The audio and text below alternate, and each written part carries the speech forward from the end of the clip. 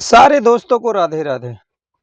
दोस्तों, आज की कहानी है, बहुत ही ज्ञानवर्धक है कि अगर कोई भी चीज़ आपको रास्ते में गिरा हुआ मिलता है या किसी का भी सामान हो, कई लोग का ऐसा नेचर होता है ना कि इसका भी छीन लो, उसका भी छीन लो, उसका भी छीन लो, उससे बेईमानी कर लो, उससे चोरी कर लो। तो ये कहानी उसके ऊपर है कि दूसरे का चीज़ कैसे आपका सर्वनाश करती है, उसके ऊपर एक छोटी-सी कहानी है। तो कहानी ऐसे होती है कि एक आश्रम से 2-3 जो साधु महात्मा है वो जा रहे थे किसी दूसरे आश्रम में। तो रास्ते में क्या होती है कि एक असरफियों से भरा हुआ थैला मिट्टी में दबा हुआ था। मतलब थोड़ा-सा दिख रहा था बाहर थैला और ऐसे जला हुआ था। तो गुरु आगे-आगे चल रहे थे, उनके पीछे-पीछे चेला थे।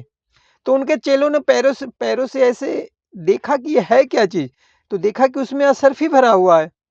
तो उन्होंने गुरुजी को बोला, गुरुजी देखिए, इस थैले में इतनी सारी सोने की असरफियाँ हैं।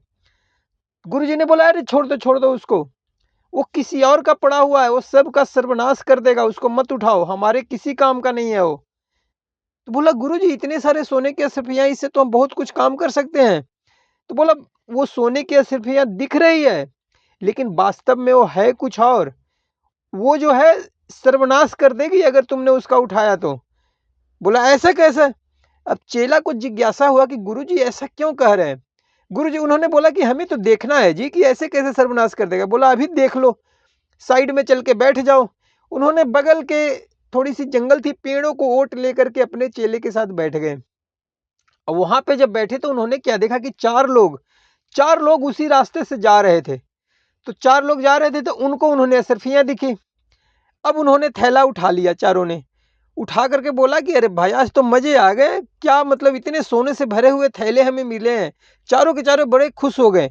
बोले कि चलो तो इसका फिर बैठ कर के 4 हिस्सा कर लें। बोले, हिस्सा होगा बाद में, पहले यार इतनी अच्छी चीज़ मिली है, पहले पार्टी करेंगे। तो उन्होंने बोला कि ठीक है, इसमें से 2 असरफी ले लो और बगल में मार्केट है, वहाँ से खाने-पीने का सामान लाओ और हम लोग इसी बगीचे में बैठ के पार्टी करेंगे और तब हम लोग 4 हिस्से लगाएँगे।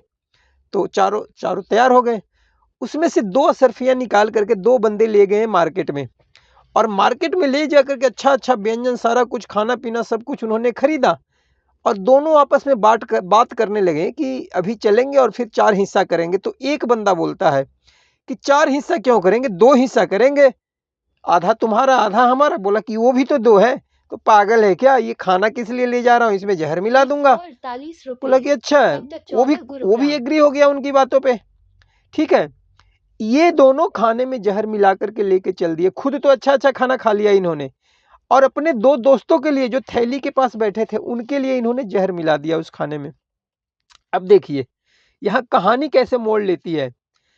अब वहाँ पे जो 2 बंदे थे जंगल बगीचे में असरफी के पास, उन्होंने सोचा कि जब हम दोनों खुद आपस में बाँट सकते हैं तो 4 हिस्सा इसको क्यों लगाएँ?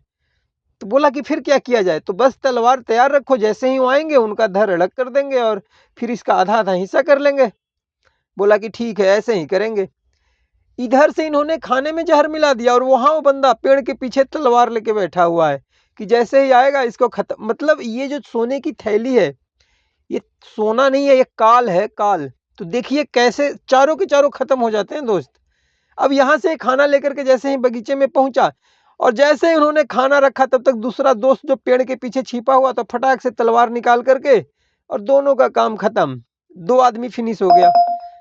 अब उन्होंने क्या सोचा कि भैया, अब जब हम ही 2 बचे हैं तो पहले खाना खा लेते हैं। खाना तो लाया ही था उन्होंने। उन्होंने भाई साहब दोनों ने खाना खाया और खाना खाते ही दोनों का दोनों ढेर हो गए वहीं पे। मतलब थैला पड़ा है लेकिन चारों का चारों सिर्फ वहाँ पे खत्म हो गए, चारों दोस्त खत्म हो गए। गुरुजी ने बोला, जल्दी भागो, मैंने कहा था ना कि ये सोने की थैली नहीं है, ये कुछ और है, ये सर्वनाश कर देगी। देखो वही हुआ। और उनके जो चेले थे वो भी समझ गए कि गुरुजी जो क्या हमें समझाना चाहते हैं। तो दोस्तों, ऐसे ही कुछ लोग होते हैं ना कि लाइफ में उसका छीन लो, उसका छीन लो, वो आपकी संपत्ति का सर्वनाश कर देगी।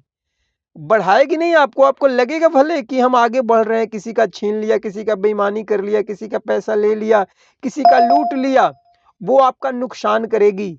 आप हिसाब लगा के देख लेना। अगर ये मेरा वीडियो अच्छा लगे तो कमेंट ज़रूर करना और बताना क्या मैंने जो बोला वो बात सही है या नहीं। Thank you.